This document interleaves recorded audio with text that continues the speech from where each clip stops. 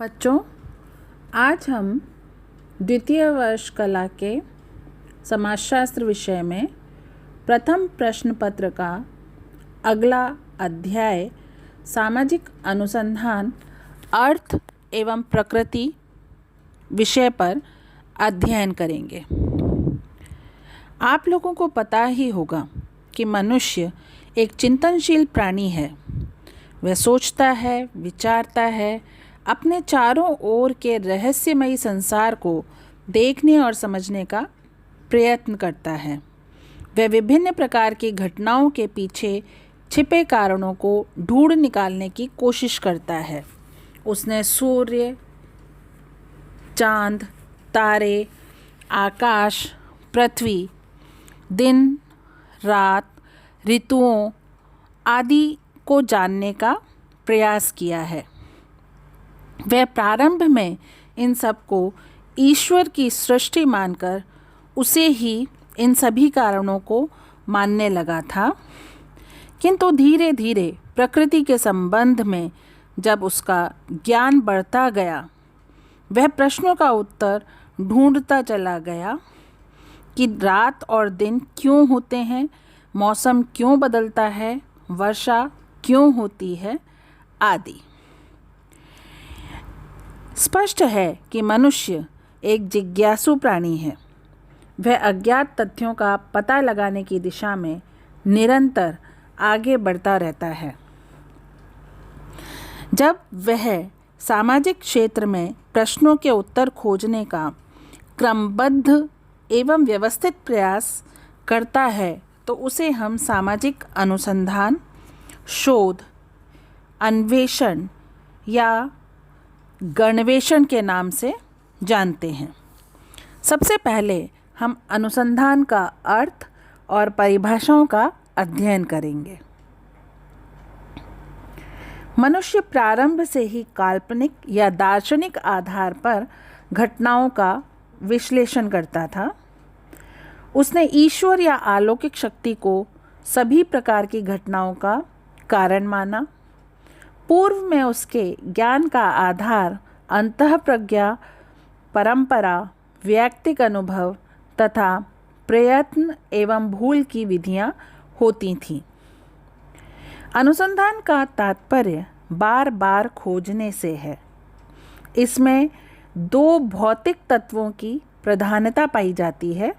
प्रथम, अवलोकन द्वारा घटना को उद्देश्यपूर्ण ढंग से देखना अथवा उपलब्ध तथ्यों के आधार पर घटना को समझना, और द्वितीय, उन तथ्यों के अर्थ को जानकर घटना के पीछे छिपे कारणों को समझना। इन दोनों तत्वों को ध्यान में रखकर जो ज्ञान संचित किया जाता है, उसे विश्वसनीय एवं प्रामाणिक माना जाता है। इस प्रकार के ज्ञान को संचित करने की संपूर्ण प्रक्रिया को ही हम अनुसंधान के नाम से जानते हैं। अतः स्पष्ट होता है कि अनुसंधान घटनाओं के बारे में ज्ञान प्राप्त करने और उन घटनाओं के मूल तक पहुँचने एवं कार्य कारण संबंधों का पता लगाने का एक व्यवस्थित वैज्ञानिक तरीका ही अनुसंधान कहलाता है। जब कोई भी अनुसंधान सामाजिक जीवन, सामाजिक घटना अथवा सामाजिक जटिलताओं से संबंधित होता है, तब हम उसे सामाजिक अनुसंधान कहते हैं। इस हेतु अनुभव सिद्ध तथ्यों का पता लगाया जाता है, निरीक्षण किया जाता है, परीक्षण किया जाता है, वर्गीकरण तथा सत्यापन के आधार पर सामाजिक घटनाओं के कारणों को ढूंढ निकाला जाता है।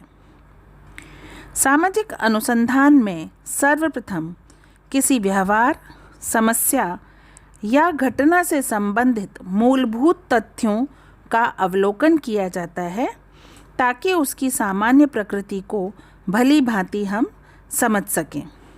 उसके पश्चात उन सामाजिक नियमों का पता लगाया जाता है जो एक विशेष घटना, व्यवहार या समस्या के पीछे छिपे कारणों को प्रकट कर सकें।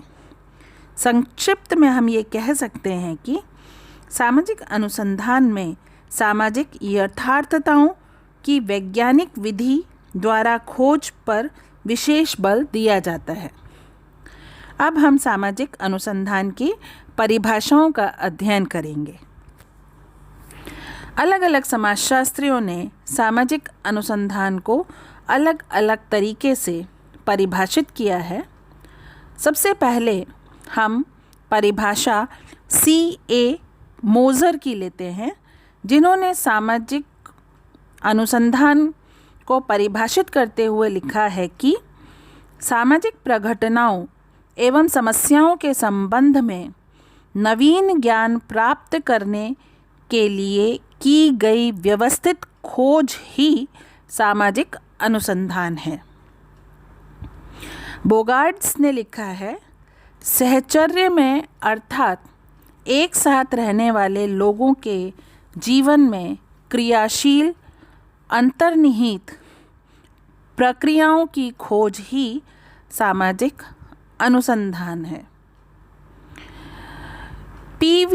यंग ने लिखा है, सामाजिक अनुसंधान को ऐसे वैज्ञानिक प्रयत्न के रूप में परिभाषित किया जा सकता है जिसका उद्देश्य तार्किक एवं क्रमबद्ध पद्धतियों के द्वारा नवीन तथ्यों की खोज अथवा पुराने तथ्यों की परीक्षा और सत्यापन, उनके क्रमों, पारस्परिक संबंधों, कार्य कारण की व्याख्या एवं उन्हें संचालित करने वाले स्वाभाविक नियमों का विश्लेषण करना है। अतः इन सब परिभाषाओं से स्पष्ट होता है कि सामाजिक अनुसंधान खोज की ऐसी विधि है जिसमें सामाजिक परिस्थिति के संदर्भ में किसी घटना, व्यवहार, सामाजिक जीवन अथवा समस्या के संबंध में वैज्ञानिक विधि का प्रयोग करते हुए सामाजिक यथार्थता को समझने का प्रयत्न किया जाता है। अगला टॉपिक है सामाजिक अनुसंधान की विशेषताएं। सामाजिक अनुसंधान की अनेक विशेषताएं हैं। सबसे पहली विशेषता है वैज्ञानिक विधियों द्वारा सूक्ष्म अध्ययन।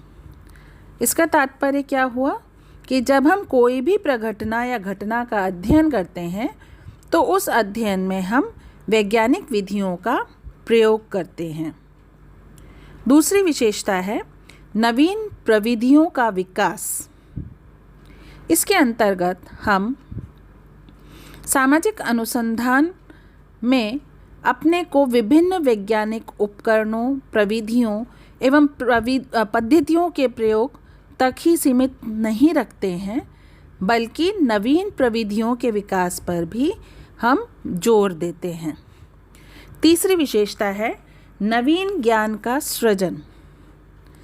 इस बिंदु में हम जो पॉइंट लिखेंगे वह है कि जब हम सामाजिक अनुसंधान में विभिन्न सामाजिक घटनाओं या समस्याओं का वैज्ञानिक या व्यवस्थित अध्ययन ही नहीं करते, बल्कि नवीन ज्ञान का सृजन भी करते हैं। चौथी विशेषता है कार्य कारण संबंधों की खोज। तो सामाजिक अनुसंधान विभिन्न सामाजिक तथ्यों या घटनाओं के बीच पाए जाने वाले कार्य कारण संबंधों को खोज निकालता है।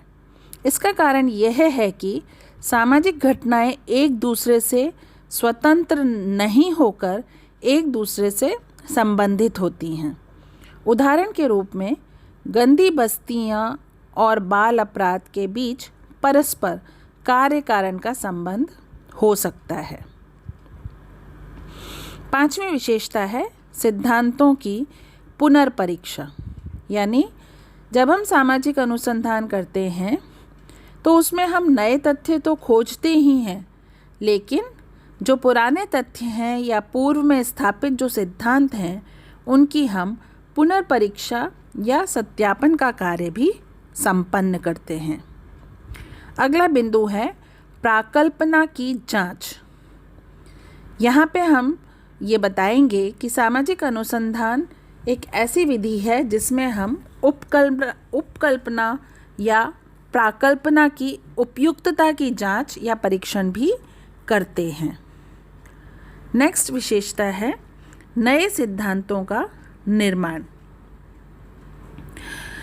मूलतः यदि हम देखें तो सामाजिक अनुसंधान अध्ययन से प्राप्त निष्कर्षों को सिद्धांतों के रूप में प्रयुक्त करने का एक वैज्ञानिक तरीका है, अर्थात इसके अंतर्गत हम नए सिद्धांतों का निर्माण करते हैं। अंतिम और अगली विशेषता है सैद्धांतिक और व्यवहारिक समस्याओं का हल। बच्चों, यहाँ पे हम ये जान लें कि सामाजिक अनुसंधान जब हम करते हैं तो यह विशुद्ध ज्ञान की खोज पर जोर देता है। साथ ही साथ इसका प्रयोग व्यवहारिक समस्याओं को हल करने के लिए भी किया जा सकता है। कहने का तात्पर्य क्या हुआ कि सैद्धांतिक और व्यवहारिक दोनों ही प्रकार की समस्याओं के हल के लिए सामाजिक अनुसंधान किया जा सकता है। बच्चों, आज का वीडियो यहीं पर समाप्त होता है। कल अगले वीडियो में हम सामाजिक अनुसंधान की प्रकृति का अध्ययन करेंगे। धन्यवाद।